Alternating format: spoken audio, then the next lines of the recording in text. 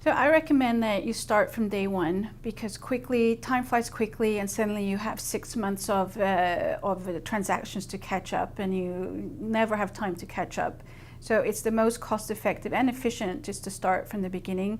You can probably do the early, first stage yourself by, finding QuickBooks online or something equivalent, linking it to your bank, and just at least recording the transactions.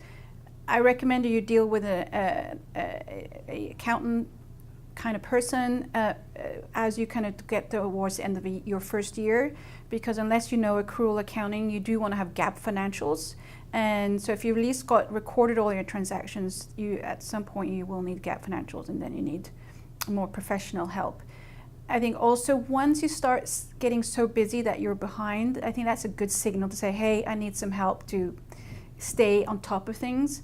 Because the other reason you want to keep your financials in order is as you plan for your managing your cash. We all know cash out, how long do you have to live left is really critical. And unless you actually know what your your accounts payable, what to do, you're going to get surprises. So don't see it just as an administrative burden. See it as a tool to manage your future. And if you're not up to date, you will get surprised, and they're typically not good surprises.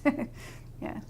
So here, if you're just a sole founder, I still think as you kind of maybe in your first year get to the end of the year, engage with a finance team, because even if you're not pulling payroll, you might want to put on some deferred compensation. You want to make sure that your cap table is recorded correctly, that you have, it's not just what you've money in and spent out. It's also your whole equity portion and anything that you want to put on as an accrual towards the end of the year. So so that's like if you're not pulling pay, you still want to probably have something on your balance sheet. Once you start engaging to get payroll, again, there I would pull in professionals. You do need to make sure you have employee handbook.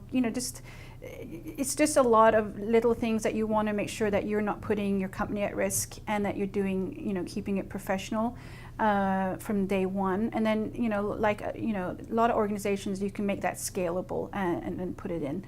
So, so that's kind of where I'd split it, the two things there.